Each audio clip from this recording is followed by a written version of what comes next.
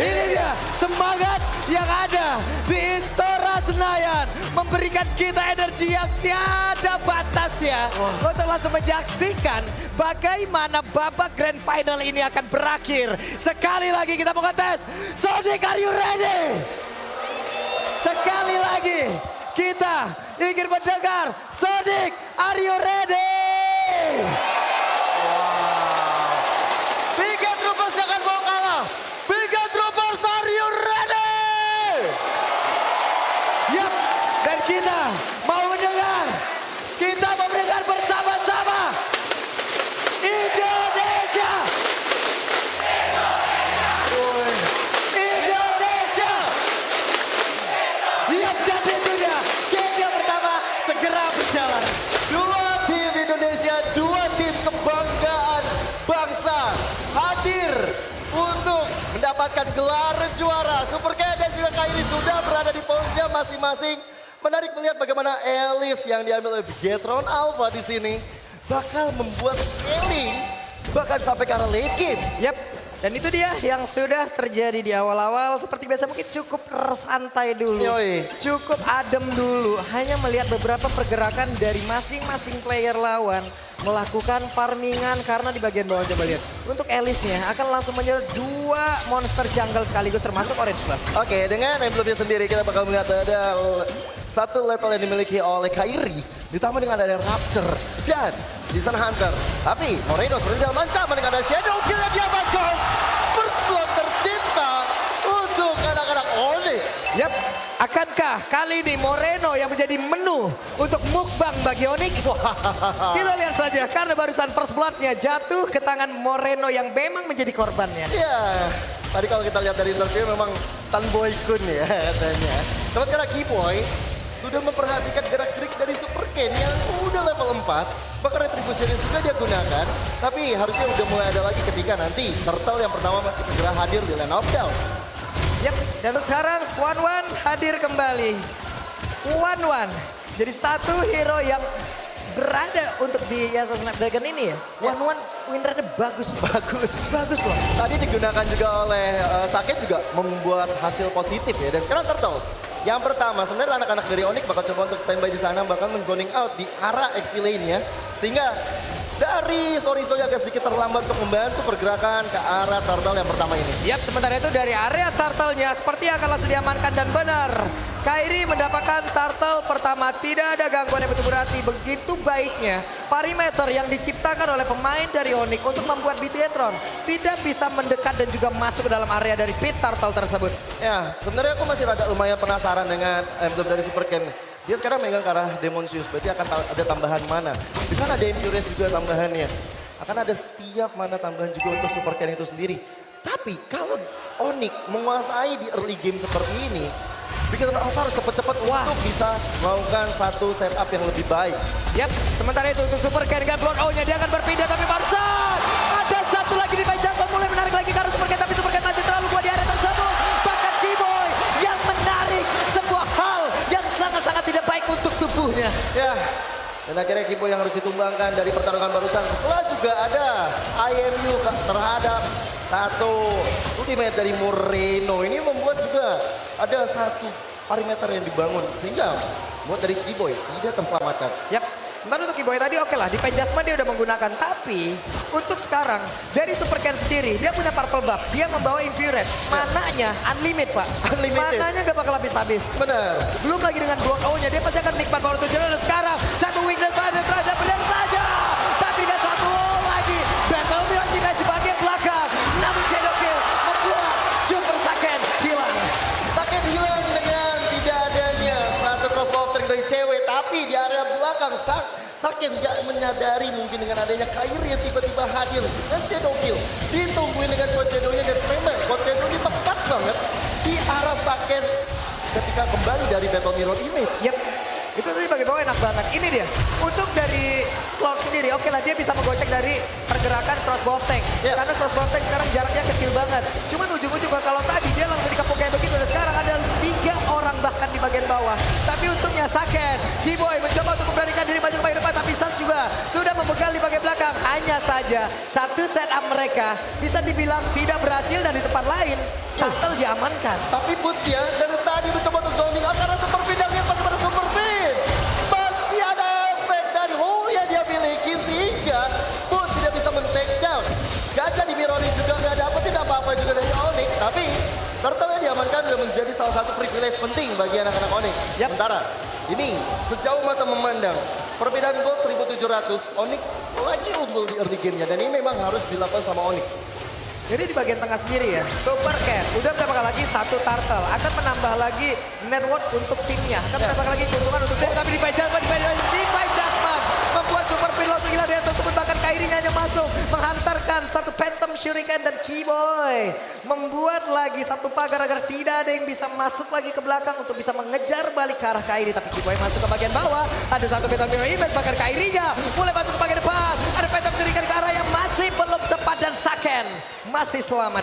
Sayang dari Kairinya juga belum memiliki shadow kill sehingga tidak bisa men-take down Saken di arah bottom lane.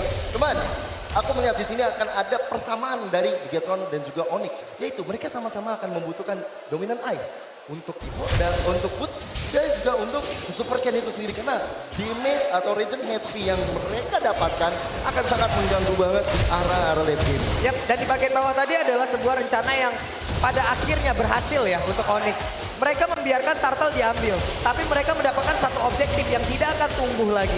Alter Turret, yang akan hanya tumbuh itu di game yang kedua. Ya. Di game selanjutnya, di game ini di bagian bawah udah jebol. Menjadi Benar. sebuah keuntungan untuk mereka. Makanya mereka dari Onyx juga udah semakin unggul dari segi point goldnya ya. Dan membuat Bigetron Alpha sepertinya terkurung apalagi dengan kehilangan outer turret bottom lane. Ya gimana nantinya akan ada setup yang akan dibangun oleh Bigetron Alpha. Tapi Kiboy sepertinya udah mulai sneaky peeky, udah mulai mengetahui gerak-gerik keberadaan dari teman-teman Bigetron Alpha. Sementara Turtle yang ketiga, Turtle terakhir sudah hadir. Yap, Ken ada di arah tersebut. Bootsnya akan masuk lewat belakang. Sementara Kairi, Turtle-nya berhasil diamankan lagi oleh Ken. Begitu baik tapi Saken mencoba untuk mendorong beberapa player yang ada di atas. Tapi Bootsnya ada di bagian belakang sendirian. Bahkan ceweknya udah mulai masuk ke bagian depan mencari satu minus point lagi agar bisa mengeluarkan dari crossbow tanknya. Masih ada satu minus point di dalam tubuh dari Ken. Tapi Ken yang masih berhasil pergi dari tersebut. Bahkan efek down yang dihasilkan begitu menyakitkan mereka dapat Turtle. Tapi tidak ada yang tumbang dari kedua tim. Itu juga efek ya dari teman-teman Bigetron Alpha, terutama dari Soriso yang tahu Saken bakal balik lagi ke arah Beton Mirror Image. Jadi dijagain juga karena pun sudah tungguin, udah standby juga di area Saken berada setelah dia melakukan arah placing duet. So, dari segi item kita bisa menyaksikan bahwa udah ada Clock of Destiny di tangan Super Ken, sedangkan Counter Strike di tangan Kairi. Ini memang dari movement speed akan sangat bertambah, tapi dari scaling Super Ken dia sangat-sangat butuh banget. Kalau misalnya nanti stack dari Super Ken juga udah lumayan tinggi, atau bahkan dari Clock of Destiny udah nyampe ke stack 12. Ice Cure One menjadi item pertama Moreno, ini sangat-sangat wajar ketika reward manipulation dibuka akan sedikit melengketkan kaki-kaki dari teman-teman Onyx. Ya, Kiboy harus mengeluarkan lagi lightning ball yang dia miliki. Ada beberapa hero dari Bigetron Alpha yang udah mulai ngerespon ke bagian atas. Tapi outer turret di bawah, outer turret di atas. Itu udah tumbang pula Pak. Dua objektif, dua area defense. Di sini udah terbuka. Wah, lihat tuh gold earn leaderboard-nya. Cewek lagi dan lagi menjadi orang paling tajir selain Outdown dengan 6.000, sedangkan Kairi menyusul di bawahnya. Saken walaupun memang juga lumayan terpuruk, tapi dia masih bisa catch up dengan berada di peringkat ketiga. Dan aku melihat tadi bagaimana Super Ken bersama dengan adanya Boots sama-sama mengambil ke arah dominan as. Akhirnya jadi juga item regen HP mereka. Karena kalau misalnya nggak jadi sekarang ini bakal berbahaya untuk satu sama lain. Wajib banget sih, kalau enggak ya nggak bakal kelar-kelar juga loh. Dengan adanya satu item tersebut aja itu nggak kelar-kelar Pak. Pertempuran di antara kedua hero tersebut, apalagi nggak ada itu gitu loh. Di bawah, Sorizo mencoba untuk mendorong mundur pergerakan dari Kairi di tengah. Ada satu wave minion yang harus segera dihilangkan sebelum nantinya mereka malah menjadi kesulitan dengan satu total yang hilang. Tapi pinnya ditangkap di crossbow tank udah mulai terbuka, pinnya langsung menghilang dengan sangat cepat. Bahkan untuk kali ini Kennya langsung ditembak, tidak bisa-bisa. Tapi untuk Sakennya masuk dengan satu blessing dari begitu mematikan, tapi Saken belum bisa mendapatkan siapapun. Bahkan ada dua player yang menghilang dari tubuh begitu apa, bahkan ada satu orang Kiboy yang harus ditukar dari Onyx. Kairi tiba-tiba hadir seperti cintaku padamu. Tiba membuat Shadow ke arah depan, Shadow Kill mendapatkan lawan-lawan yang cukup low HP dan akhirnya menyelesaikan dengan finishing touch yang baik. Membuat mereka langsung mengamankan Lord yang sudah ada sedari tadi. Tuh lihat tuh Sans kerjaan tuh. Lihat tuh. Udah di situ aja deh. Di situ aja. Menang kalah itu bonus. Ya. Recall depan musuh itu harus. Wah, pantulan yang sangat baik sekali. Nanti saya pikirin lagi ya.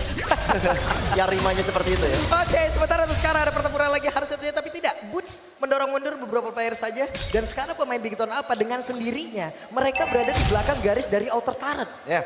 Ini mereka coba untuk ngezoning supaya di mid lane-nya bisa ditembusin sama teman-teman Onyx ya. Lord yang biasa aja sudah berjalan di top lane, berarti dari Bigetron Alpha juga masih standby nih. Gak mau sampai kehilangan outer turret di mid-nya. Yap. Itu dia, belum ada satu di Pajawe, tapi sekarang Boots ya. Boots masih berhasil untuk bisa membuat beberapa source skill masuk ke dalam tubuhnya. Namun, belum ada lagi follow up yang lain, tapi Lord berjalan di bagian atas. Ya, masih di jalan di atas, tapi Onyx coba udah dapetin satu inner turret bottom lane. Yap. Midnya benar-benar lumayan kesulitan buat anak-anak Onyx hancurin karena Bigetron Alpha benar-benar fokus. Oke, lu boleh sikat manapun tapi mid gua jangan. Oke, sementara itu sekarang Hayabusa hanya masuk Quad Shadow, Phantom Shuriken mundur lagi Lordnya sendirian tanpa penjagaan. Lord hanya akan melakukan tugasnya, menghancurkan objektif yang ada di depannya. Boots memancing agar source skill masuk ke dalam tubuhnya, lalu rekan-rekannya akan menyikat lagi pemain Bigetron yang lain. Dan sekarang Kairi. coba lihat, Kairinya hampir saja tertangkap basah di dalam satu pertahanan yang dimiliki oleh Bigetron Alpha, tapi ternyata dirinya masih berhasil kabur dari tersebut. Ya, itu memberikan teori-teori ancaman ya dari Kairi dengan Quad Shadow ke arah depan. Tapi memang dari Bigetron Alpha juga udah sigap sehingga oke, Lord pertama berhasil mendapatkan apapun yang berhasil didapatkan kecuali base turret yang masih tersisa berdiri kokoh bangunan tersebut bagi Bigetron Alpha. Jadi ini mungkin kalau dibawa ke menit sampai 15 menit ke atas ini bakal bahaya sebenarnya bagi Onyx. Walaupun mereka juga punya Boots yang kita tahu notabene-nya sebagai hero late game bakal semakin kuat lagi. Tapi dengan adanya Super Cat, dengan adanya Saken, aku agak sedikit lumayan pede kalau Bigetron Alpha nantinya bisa untuk membalikan keadaan. Yap. Itu dia. Nantinya untuk berada di area team fight kemungkinan besar Super Ken bakal enak banget. Dia bisa masuk dengan Blood O-nya. Dia bisa masuk dengan Flame Blood terlebih dahulu. Dia Blood O, dia Winter pun itu masih bisa menyedot siapapun yang ada di dalam tersebut. Dan ini adalah deretan item. Ya, menuju ke arah latihan transition seperti dari Super Ken. Tapi lihat bagaimana Hayabusa yang lebih unggul dari segi goldnya. Udah punya ke arah Blood of Despair, bahkan udah pegang ke arah Heptasis. Berarti penetrasinya udah dipegang juga oleh Kairi. Teman, sejauh mata memandang Dominant Ice sudah berada di dua player dari Onyx. Sedangkan dari Bigetron Alpha udah ada di tangan Redrine Soriso dan juga di tangan Ellie Super Ken. Berarti untuk permasalahan ini sedikit lumayan terselesaikan. Ya, sementara itu sekarang Sorizo, ada weakness point yang harusnya terbuka dan cewek langsung terbang ke Crossbotek, namun untuk sekarang Sorizo yang pergi ke arah berbeda, berarti Crossboteknya akan pindah ke tempat yang lain. Tapi Blazing Duet masih ada wave di dalam tubuh cewek langsung diasingkan, tapi sakitnya masih berhasil kabur dari tersebut dengan adanya efek klorin tadi masuk ke dalam tubuhnya. Ada beberapa pemain tapi Super Ken menghilang. Super Ken berada di tengah-tengah pusaran pertahanan yang dibangun, pusaran penyerangan yang dibangun oleh tim Onyx. Lethal Ignition dari Kairi menyala tadi dengan berapi-api. Tapi Shadow Kill ditahan ini wise banget sehingga membuat teman-teman dari Bigetron Alpha mundur satu persatu. Lord yang kedua di tangan Onyx. Yap. Sementara itu sekarang cewek mulai lagi mencoba untuk bisa menabrak masuk satu base yang ada di bagian atas. Keyboy menjalankan tugasnya memancing psikologis, menghancurkan psikologis musuh. Menjadi yang kena psikis ya habis itu ya. Psikis, tapi, Pak. Asli. Karena soalnya dari Keyboy ketika dia udah pegang. Sekarang Keyboy udah pegang kalau flickernya. Flicker udah ada. Jadi kita tinggal menunggu dari munculnya Divine Wah, Judgment. Bootsnya coba langsung pasang badan. Satu base turret langsung hancur di bagian tengah. Di bagian bawah masih bisa ditahan. Bootsnya sendirian. Di bagian atas sudah hancur pula. Blazing Blade langsung dikeluarkan. Guna untuk bisa menghilangkan satu weapon yang ada di atas. Sebenarnya terjadi. Gak jangan begitu saja. Sakit yang pula coba hilang satu DPS. Tapi Crossbotek yang belum lagi mau udara ke bagian bawah. Karena di sana Wawan terbang kawan. Disitulah kawannya tinggal kedagan. Dan game pertama bisa jadi bisa milik Onyx. Gagal. Pemain-pemain Bigetron Alpha diusir. Masuk ke dalam pertahanan mereka sendiri. Onyx Esports game pertama begitu rapi, gak mau membawa game ini ke arah late game. Tapi mereka di arah mid game udah tahu rencananya untuk menghancurkan apapun dengan lari Lord yang pertama. Dengan mereka